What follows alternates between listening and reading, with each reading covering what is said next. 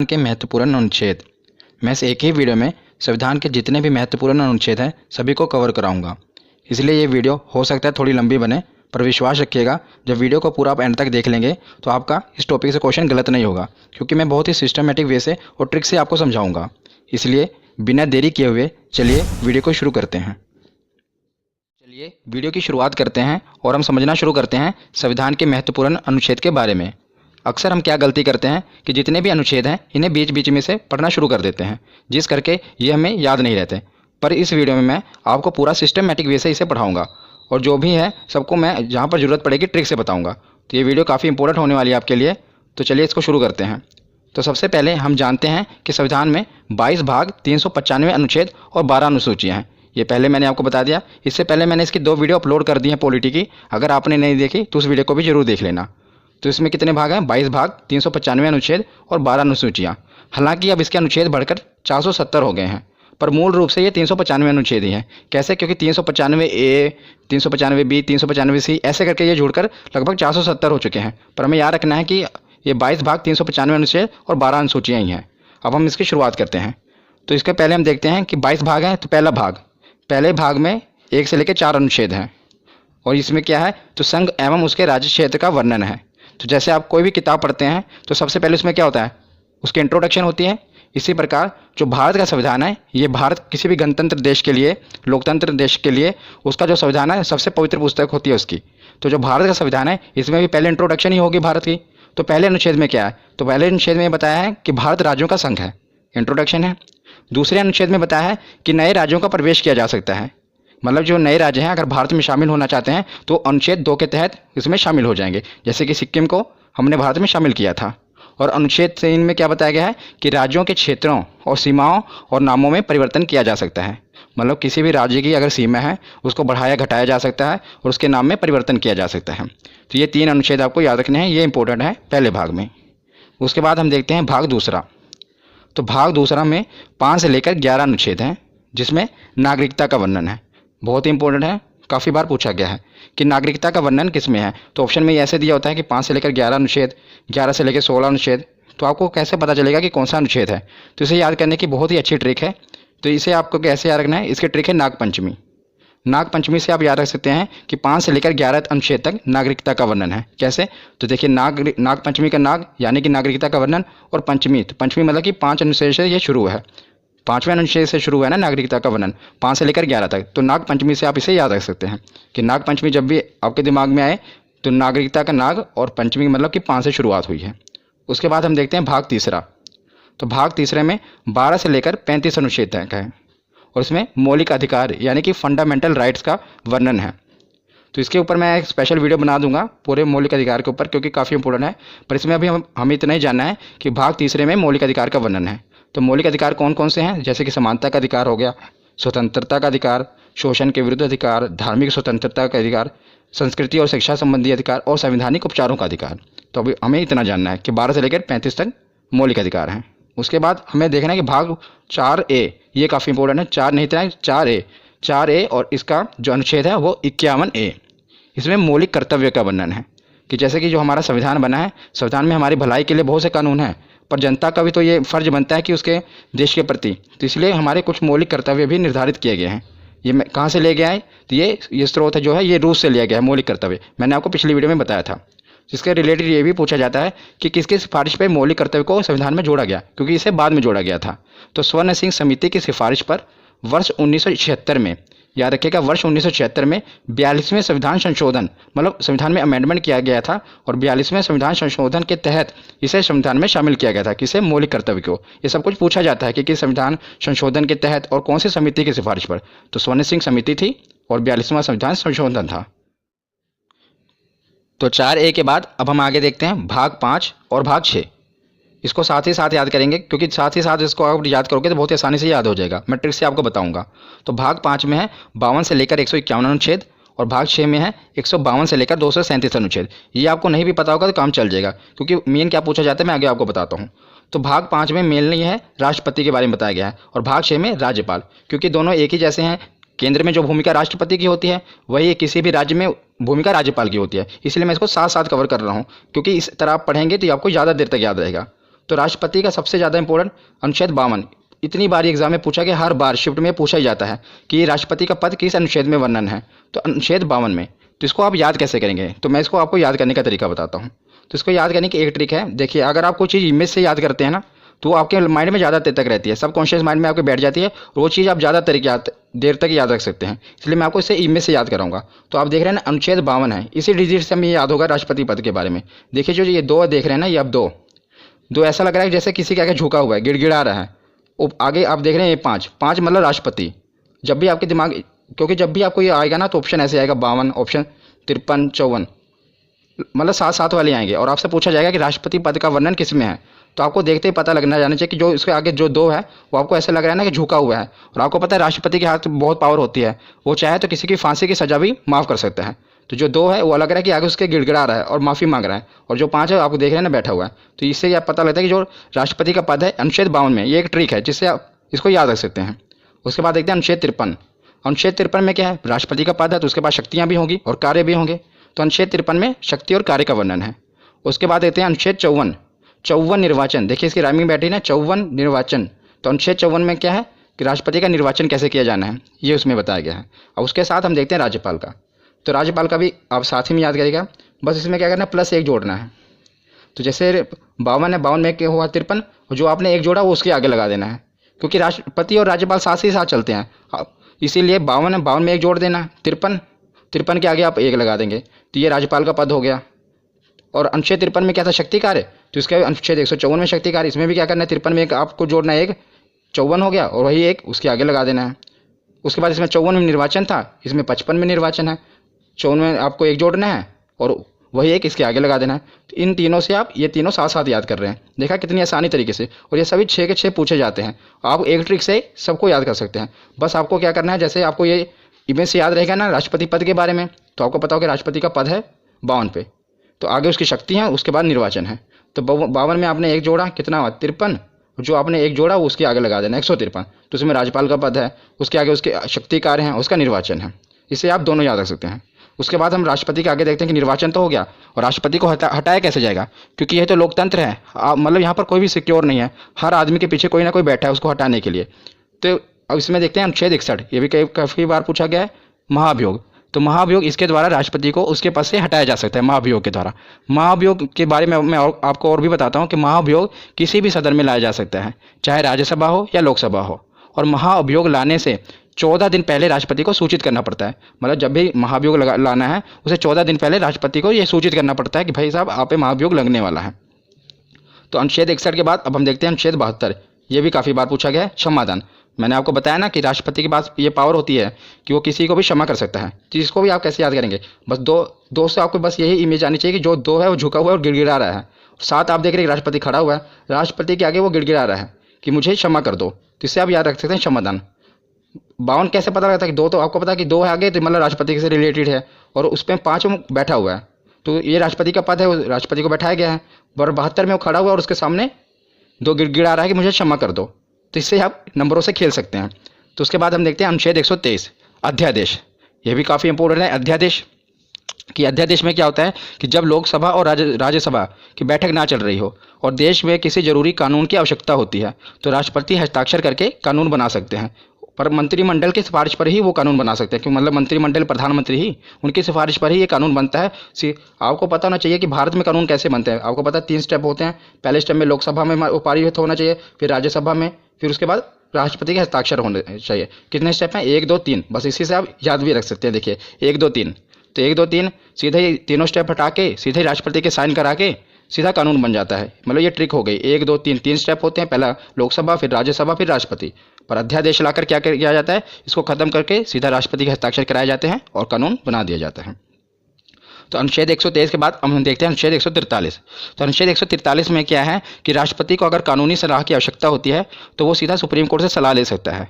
पर आपको यह भी याद रखना है कि ये क्वेश्चन पूछा गया कि अगर वो सलाह देते हैं तो क्या वो मानने के लिए बाध्य है राष्ट्रपति। तो आपको ये याद रखना है कि वो बाध्य नहीं है, वो मतलब सुझाव ले सकते हैं, पर ये नहीं है अगर उन्होंने कोई सजेशन दे दी सुप्रीम कोर्ट ने तो राष्ट्रपति उस पर बाध्य नहीं है, वो चाहे तो माने या चाहे तो ना माने। तो आपको याद रखना है 143। ये सभी मैं आपको राष्ट्रपति के रिलेटेड बता रहा हूँ, इसलिए मैंने एक हेडिंग में सारे कवर कर दिया कि जो भी राष्ट्रपति से रिलेटेड है और ये राज्यपाल वाले। उसके बाद हम देखते हैं उपराष्ट्रपति। राष्ट्रपति, उपराष्ट्रपति। तो उपराष्ट्रपति का वर्णन है अनुच्छेद 63 में। किसमें? अनुच्छेद 63 में। तो उसमें बताया गया कि एक उपराष्ट्रपति होगा और अनुच्छेद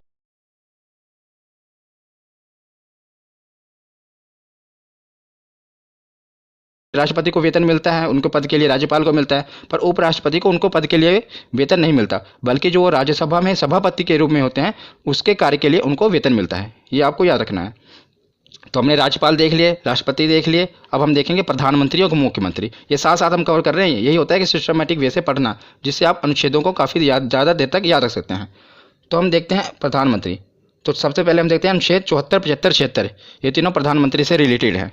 तो इसे आप याद कैसे रखेंगे? पहले तो आपको पता होना चाहिए कि जो प्रधानमंत्री होते हैं, अनुच्छेद 74 में जो मंत्रिमंडल होता है, ये राष्ट्रपति की सहायता के लिए बनाया होता है। मतलब राष्ट्रपति की सहायता के लिए मंत्रिमंडल का गठन किया जाता है, पर जो इसके हेड होते हैं वो प्रधानमंत्री होते हैं। जैसा कि आपको पता है कि भारत में जो राष्ट्रपति हैं वो तो नाम मात्र मुखिया हैं।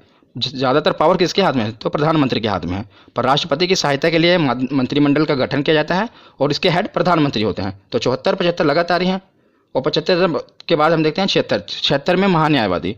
तो महान्यायवादी कौन होते हैं? तो राष्ट्रपति द्वारा महान्यायवादी की नियुक्ति की जाती है। महान्यायवादी एक विधि अधिकारी होता है, मतलब सीधे शब्दों में आपको बताऊं तो ये कानूनी विशेषज्ञ होते हैं जो भारत सरकार को कानूनी सलाह देते हैं। तो जैसे राष्ट्रपति सुप्रीम कोर्ट से सलाह लेते हैं, इसी प्रकार महान्यायवादी होते हैं जिन्हें राष्ट्रपति नियुक्त करता है, पर जो सिफारिश होती है मंत्रिमंडल, मतलब प्रधानमंत्री की सिफारिश पर ही राष्ट्रपति नियुक्त करते हैं और ये कानूनी सलाह देते हैं प्रधानमंत्री को। तो तीनों आपको याद रखने हैं। सबसे पहले तो 74 में मंत्रिमंडल, 75 में प्रधानमंत्री उसके हेड और 76 में कानूनी सलाह ले सकते हैं। उसी प्रकार जैसे प्रधानमंत्री है केंद्र के लिए, तो राज्य के लिए कौन होता है? मुख्यमंत्री, उसका मुखिया होता है। तो अनुच्छेद 163 में मंत्रिमंडल, सेम टू सेम। इसको याद करने की ट्रिक भी एक ही है। देखिए कैसे, जैसे मैंने आपको वहाँ पर राष्ट्रपति और राज्यपाल में क्या बताया था कि एक जोड़ना है, यहाँ पर एक एक घटाना है।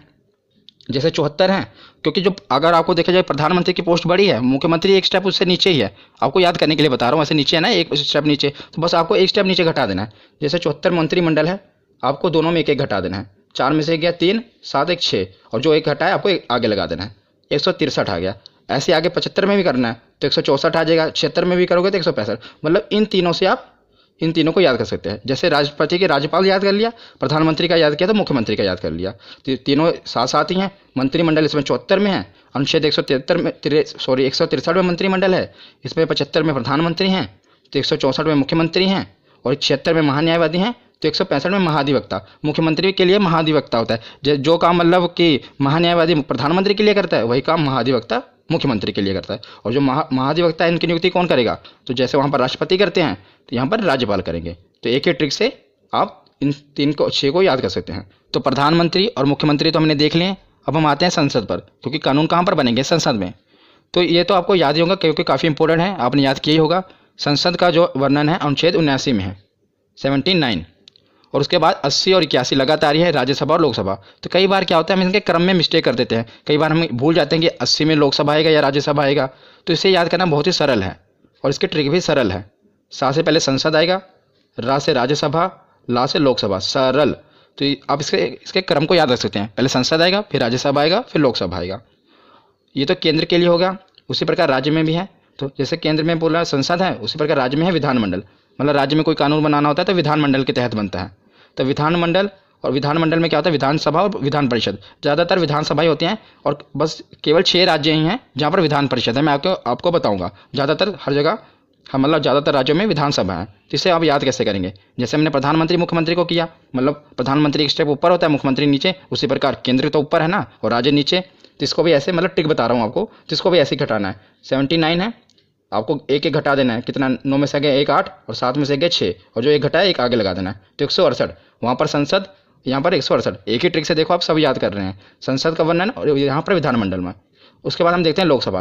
तो लोकसभा 81 है, 81 में भी आपको 11 घटा देना है। 1 में गया 0, 8 में से गया 7, और आगे एक जो घटा है लगा देना है 170। तो वहाँ पर लोकसभा और यहाँ पर विधानसभा, इसको भी आप याद कर सकते हैं। तो विधानसभा के बाद ये है विधान परिषद।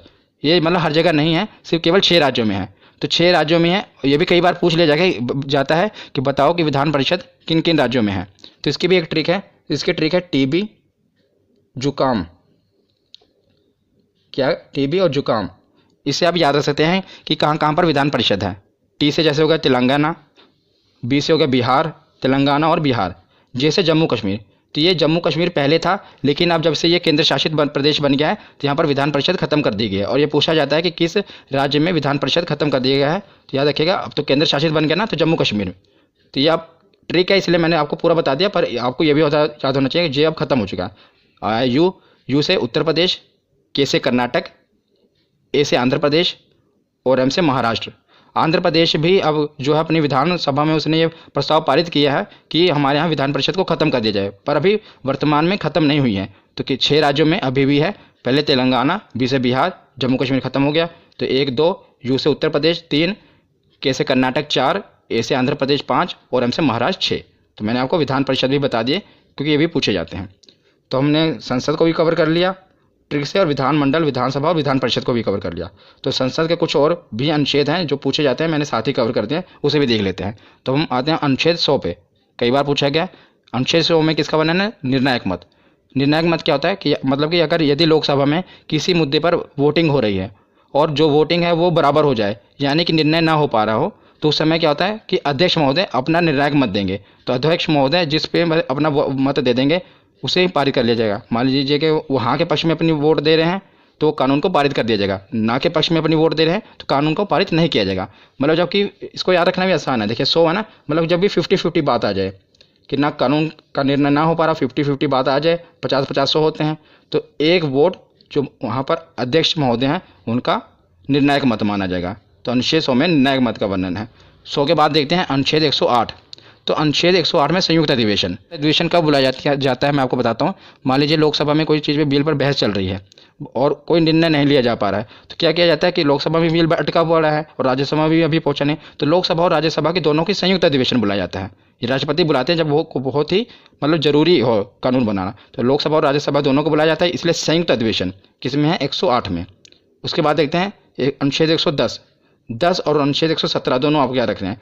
110 में धन अधिवेशन और 117 में वित्त विधेयक। इसको धन विधेयक भी कहते हैं, धन विधेयक और वित्त विधेयक।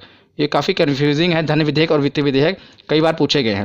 मतलब इसका पूछा क्या जाता है, इसकी डेफिनेशन पूछी जाती है, इसमें होता क्या है ये भी पूछा जाता है कि 10 में क्या है। पहले तो आप याद रखें 10 और धन। 110 में धन अधिवेशन और 117 में विधेयक, धन विधेयक और वित्त विधेयक। तो धन विधेयक क्या होता है, सरल भाषा में आपको बताता हूँ कि सरकार की धन लाने की प्रक्रिया को धन विधेयक कहते हैं। मतलब सरकार की धन जुटाने की प्रक्रिया को धन विधेयक कहते हैं और जुटाए हुए धन को विकास पर खर्च करने की प्रक्रिया को वित्त विधेयक कहते हैं। ये सरल शब्दों में है। और अब मैं आपको थोड़ा और इसको डिफाइन करूं तो जैसे आपको पता है विधेयक 2 प्रकार के होते हैं, धन विधेयक और वित्त विधेयक। धन विधेयक सबसे पहले लोकसभा में प्रस्तुत किया जाता है, ये आपको याद रखना है कि सबसे पहले से कहाँ प्रस्तुत किया जाता है, लोकसभा में प्रस्तुत किया जाता है। और धन विधेयक होता क्या है, जब सरकार को टैक्स से रिलेटेड कोई बिल लाना है, मतलब टैक्स घटाना है, बढ़ाना है, तो उसे धन विधेयक कहेंगे। और सरकार को बोरोइंग यानी कि कर्ज लेना है, तो जो बिल होगा, जो कर्ज लेने के लिए जो बिल पेश किया जाएगा उसे धन विधेयक कहेंगे। मतलब धन जुटाना ही है ना, बोरोइंग करना, कर्ज लेना है। और जो उस कर्ज लिए हुए धन को, मतलब जो भी सरकार ने धन जुटाया है उसको खर्चा करना है, पुल बनाना है, सड़कें बनानी है, तो वो वित्त विधेयक में होगा। तो याद रखिएगा धन विधेयक और वित्त विधेयक ये दोनों साथ साथ हैं। 110 में धन विधेयक है और 117 में वित्त विधेयक है। उसके बाद हम देखते हैं 112 बजट। 12 देखिए, इसको राइमिंग से आप याद सकते हैं, 12 बजट 2 बार बोलेंगे, याद रहेगा। अनुच्छेद 112 बजट। ये भी आपको बजट पता ही होगा कि एक साल का पूरा मतलब जो लेखा जोखा होता है सरकार की, यहाँ पर खर्च करेगी, कहाँ से इनकम आएगी, सब बजट में पेश किया जाता है। मतलब उसमें और 112 के बाद है अनुच्छेद 116। तो जब सरकार बजट पेश करती है तो कई कुछ खर्चे उसमें रह जाते हैं, जो कुछ खर्चों का वर्णन है फिर सरकार बाद में क्या कहते हैं, ये तो नहीं करेगी, बाद में 1 साल के बाद फिर बजट आएगा तब पेश करेगी। बीच में ही बजट से नहीं होता, उसके बीच में ही अलग से बिल के रूप में लाकर संक्षेप में एक बिल पास करा लिया जाता है, जिसे लेखानुदान कहते हैं। तो इस पहले बजट पेश होगा, बजट में अगर मतलब कुछ रह गया, कुछ खर्चे का वर्णन नहीं है, तो लेखानुदान में अनुच्छेद 116। तो आपको ये याद रखना है। उसके बाद हम देखते हैं, अब हमने प्रधानमंत्री, मुख्यमंत्री, राज्यपाल, उपराज्यपाल सब कवर कर लिए। अब हम आते हैं सुप्रीम कोर्ट, हाई कोर्ट पर। संसद भी हो गया कवर। इस प्रकार आपको पढ़ते जाना क्रम वाइज, इससे आपको याद रहेंगे। अब सुप्रीम कोर्ट और हाई कोर्ट को देखते हैं। तो 124 में सुप्रीम कोर्ट का गठन होगा और 131 में सुप्रीम कोर्ट के अधिकार हैं। तो 124 में क्या है, सुप्रीम कोर्ट का गठन होगा भारत में, और 131 में सुप्रीम कोर्ट के अधिकार हैं, और 148 में CAG की नियुक्ति। तीनों आपको याद रखने हैं, तीनों सुप्रीम कोर्ट से रिलेटेड मैंने पहले उठाए हैं। 124, 131 और 148। पहले सुप्रीम कोर्ट का गठन होगा। 131 में बताया कि सुप्रीम कोर्ट की क्या पावर है, कहाँ कहाँ उसका अधिकार क्षेत्र है। और 148 में है कि क्या की नियुक्ति। तो क्या क्या होता है, क्या की फुल फॉर्म है कंट्रोलर एंड ऑडिटर जनरल। और इसकी नियुक्ति भी राष्ट्रपति द्वारा ही की जाती है। इनका काम क्या है कि सरकार द्वारा जो भी खर्चा किया गया, व्यय किया गया है, उसका लेखा जोखा करना है कि सरकार ने जो खर्चा किया, जो घोटाले वगैरह होते हैं कहाँ से पता चलते हैं, वो कैग की रिपोर्ट से ही पता चलता है। जैसे 2G घोटाला हुआ, जो भी घोटाले, स्पेक्ट्रम घोटाला हुआ, ये कैग ही रिपोर्ट अपनी पेश करती है, उसी द्वारा ये सब उजागर होता है कि कहाँ पर कितना घोटाला हुआ। तो और इस समय अगर मैं आपसे पूछूं कि कैग कौन है, हमारे कंट्रोलर और ऑडिटर जनरल कौन है, तो गिरीश चंद्र मुर्मू जी हैं कैग, ये भी याद रखना। उसके बाद हम देखते हैं, हमने सुप्रीम कोर्ट देख लिया, 1, 2, 4 और 2, 1, 4 हाई कोर्ट है, 1, 2, 4 सुप्रीम कोर्ट है और 2, 1, 4 ऐसे आप पढ़ेंगे तो याद रहेगा। 2-3 बार वीडियो को देख लेना, आपको पूरा कभी भूलेगा नहीं। तो अनुच्छेद 2, 1, 4 क्या है कि इस तो गिरीश चंद्र मुर्मू जी हैं क्या, ये भी याद रखना। उसके बाद हम देखते हैं, हमने सुप्रीम कोर्ट देख लिया, 1, 2, 4 और 2, 1, 4 हाई कोर्ट है, 1, 2, 4 सुप्रीम कोर्ट है और 2, 1, 4 ऐसे आप पढ़ेंगे तो याद रहेगा। 2-3 बार वीडियो को देख लेना, आपको पूरा कभी भूलेगा नहीं। तो अनुच्छेद 2, 1, 4 क्या है कि इसमें बताया गया कि राज्य में एक हाई कोर्ट जरूर होगा। और अनुच्छेद 2, 1, 6 में बताया गया है कि हाई कोर्ट का गठन करना है। पहले बताया कि राज्यों के लिए हाई कोर्ट होगा, और इसमें 216 में क्या है कि हाई कोर्ट का गठन करना है, कैसे होगा वो बताया गया है। तो हमने सुप्रीम कोर्ट और हाई कोर्ट देख लिया। अब हम देखते हैं, एक मैंने हेड बनाया केंद्र राज्य संबंध। इसमें जितने भी अनुच्छेद हैं ये काफ़ी इंपॉर्टेंट हैं, ये अलग से पूछे जाते हैं। आपको पहले 2-2 करके याद रखना है, 249, 250। तो 249 में क्या है कि राज्य सूची विषय पर कानून बनाने की शक्ति। तो राज्य सूची विषय क्या होता है, मैं आपको बताता हूँ कि राज्य सूची मतलब है कि वह विषय जिस पर राज्य कानून बनाता है। राज्य सूची विषय, कुछ विषय होते हैं ना जिस पर सिर्फ राज्य कानून बना सकता है, कुछ पर सिर्फ केंद्र कानून बना सकता है। पर जो राज्य सूची विषय है इसमें सिर्फ राज्य कानून बनाता है, पर और मतलब कि विधानमंडल में कानून बनता है, वहाँ यहाँ केंद्र द्वारा बनाया गया तो संसद में बनता है, और मतलब राज्य का विधानमंडल में बनता है। पर कुछ विषय हैं जिस पर संसद भी कानून बना सकती है, उसे अनुच्छेद 249 में रखा गया है कि जो कुछ विषय हैं जिस पर क्या है केंद्र भी कानून बना सकते हैं। और 250 में क्या है कि आपातकाल के दौरान, जब आपातकाल इमरजेंसी लग जाए, उस दौरान भी राज्य सूची के कुछ विषयों पर कानून बनाने की शक्ति केंद्र के पास है। तो दोनों याद रखिएगा, 249 और 250। 250 में आपातकाल के दौरान और 249 मतलब नॉर्मल टाइम पे। उसके बाद देखते हैं 262, कई बार ये पूछा गया है, नदी जल विवाद। नदी जल विवाद का वर्णन किसमें, 262। कई बार आप देखते हैं ना कि दो राज्यों के बीच में नदी के जल पर विवाद हो जाता है। जैसे कि अब कोई भी नदी है, वो एक ये तो नहीं देखेगी यूपी है यहीं पर रुक जाएगी, वो आगे भी दूसरे राज्य में जाती है ना, तो उसके पानी के लिए विवाद हो जाता है कि कितना पानी। तो एक राज्य मान लो बांध बना लेता है, वो पानी रोक लेता है, तो दूसरा राज्य विवाद खड़ा कर देता है कि हमें पानी प्रॉपर नहीं मिल रहा। तो ये नदी जल विवाद का निपटारा किस में होता है, तो इसका 262 में वर्णन किया गया है। कौन सा अनुच्छेद है, 262। और 262 और 263 आपको साथ में याद रखने हैं। 263 में क्या, अंतर्राज्यीय परिषद, मतलब अंतर्राज्यीय विवाद इसमें है कि दो राज्यों के बीच कोई विवाद हो जाए तो उसे कैसे सुलझाना है, और उस पर संसद कानून बना सकती है। याद रखना, इसमें भी संसद कानून बना सकती है। तो 262 में नदी जल विवाद है और 263 में अंतर्राज्यीय परिषद है। उसके बाद आते हैं 280, ये भी काफ़ी इंपॉर्टेंट है, वित्त आयोग। तो 280 में क्या है, वित्त आयोग है। तो वित्त आयोग का काम क्या है, केंद्र और राज्यों के बीच जो है कर का वितरण करना है, जो टैक्स है उसका वितरण करना है केंद्र और राज्य के बीच में। इसमें 15वां वित्त आयोग चल रहा है, याद रखिएगा। और जो 15वें वित्त आयोग है, इसके अध्यक्ष कौन है, तो इसके अध्यक्ष हैं NK सिंह। इंपॉर्टेंट है, याद रखिएगा। जो वित्त आयोग है इसके अध्यक्ष कौन है, तो NK सिंह है, और 15वां वित्त आयोग है। उसके बाद हम चलते हैं 312। तो 312 अनुच्छेद में क्या है, आर्टिकल में अखिल भारतीय सेवा। अखिल भारतीय सेवा के अधीन क्या क्या आता है, आपको पता होगा, 3 चीज़ें आती हैं, एक IAS, एक IPS और एक IAFS। और ज़्यादा जोर देना IAFS पे, क्योंकि यहीं पर आपसे गलती होगी। क्या गलती होगी, क्वेश्चन ये आया था कि अखिल भारतीय सेवा में निम्नलिखित कौन सी सेवाएं आती हैं, तो आपको 4 ऑप्शन दिए हैं, एक IAS, एक IPS, एक IFS, और IFS 2 बार दिया होगा, मतलब फुल फॉर्म दी होगी। एक IFS की फुल फॉर्म होती है इंडियन फॉरेस्ट सर्विस, और एक होती है इंडियन फॉरेन सर्विस। तो याद रखिएगा, जो ये वाला IFS है उसमें है इंडियन फॉरेस्ट सर्विस, कौन सा, वन विभाग वाला। तो यह बहुत इंपॉर्टेंट है, क्वेश्चन भी पूछा गया, इसलिए मैं आपको बता रहा हूँ कि जो अखिल भारतीय सेवा में ये जो IFS आ रहा है, ये इंडियन फॉरेस्ट सर्विस वाला है, ना कि फॉरेन सर्विस वाला, ये आप याद रखिएगा। उसके बाद आते हैं 315। तो संघ एवं राज्य के लिए लोक सेवा आयोग, मतलब कि जो UPSC के एग्जाम होते हैं, आपको पता नहीं UPSC का वर्णन किसमें है, 315 में। राज्य संघ के लिए मतलब केंद्र के लिए, और राज्य के लिए PCS, कई राज्यों में इसका PSC भी कहा जाता है, PCS। तो इसका वर्णन कहाँ पर है, अनुच्छेद 315 में। 312 में अखिल भारतीय सेवा, जिसमें 3 सेवाएं आती हैं, और 315 में UPSC का। तो केंद्र और राज्य के बाद अब हम आते हैं, हमने संसद भी देख लिया, प्रधानमंत्री, मुख्यमंत्री सब कुछ हो गए। अब आते हैं निर्वाचन में, मतलब चुनाव भी तो होने जरूरी है, तभी तो सब चुने जाएंगे। तो निर्वाचन आयोग, तो अनुच्छेद 324 के तहत निर्वाचन आयोग का गठन किया गया, इलेक्शन कमीशन का, किसके तहत, 324। तो उसके बाद आते हैं राज्यभाषा, और अनुच्छेद 343 के तहत हिंदी हमारी राज्य भाषा है। याद रखिएगा, राज्य भाषा कहा है मैंने, राष्ट्रभाषा नहीं। अनुच्छेद 343 के तहत हिंदी जो हमारी है राजभाषा है। और कौन सी लिपि? तो देवनागरी लिपि है। उसके बाद ये है सबसे मोस्ट इंपोर्टेंट, आपातकाल। हर बार पूछे जाते हैं एग्जाम में, और तीनों याद करने भी बहुत ही सरल हैं। 352, उसमें 4 जोड़ा 356, उसमें 4 जोड़ा 360, 52 4 56 4 60। तो 352 में क्या है? राष्ट्रीय आपातकाल। तो 352 में क्या है? राष्ट्रीय आपातकाल।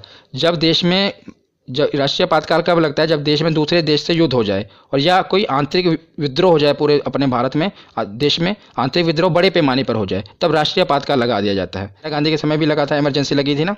तो जब देश में दूसरे देश से या तो युद्ध हो रहा हो, जैसे चाइना के साथ युद्ध हो, उस समय इमरजेंसी लगी थी, या पूरा आंतरिक विद्रोह हो गया हो बड़े पैमाने पर, तब राष्ट्रीय आपातकाल लगता है। और 352 के बाद 356 में क्या है?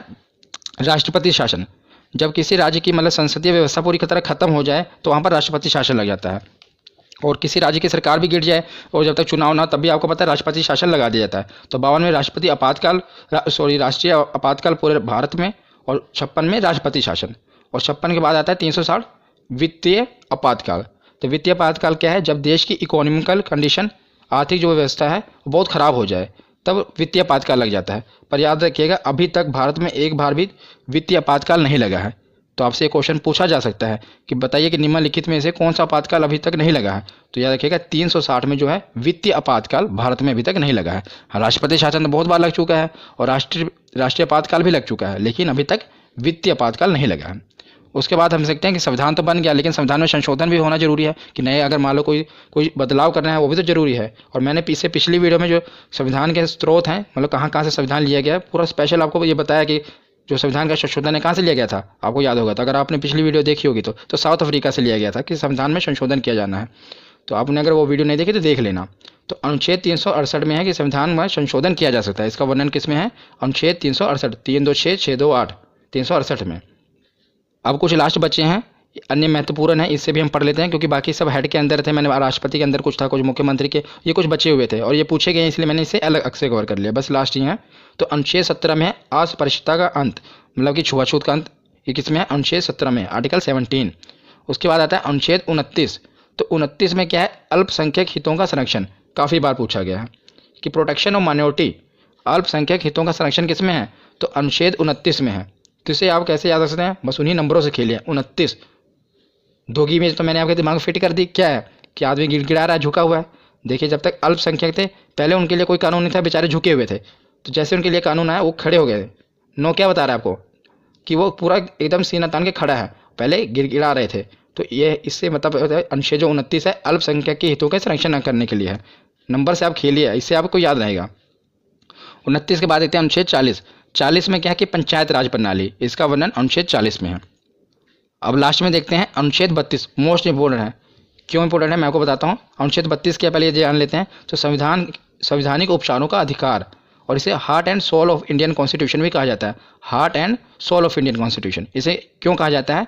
तो अनुच्छेद 32 में ये कहा गया है अगर किसी भी आदमी का, चाहे आम आदमी हो, और उसके अगर फंडामेंटल राइट्स यानी कि मौलिक अधिकारों का हनन हो रहा हो, तो सीधा इसके लिए वो केस सुप्रीम कोर्ट में फाइल कर सकता है। तो इसके खिलाफ मतलब केस में कहाँ डायरेक्ट सुप्रीम कोर्ट में जा सकता है अगर उसके मौलिक अधिकारों का हनन हो रहा हो। इसलिए इसे heart and soul of Indian constitution कहा गया है। किसे? आर्टिकल 32। तो ये वीडियो आज यहीं पर खत्म होती है। कैसी लगी आपको ये वीडियो कमेंट सेक्शन में जरूर बताना।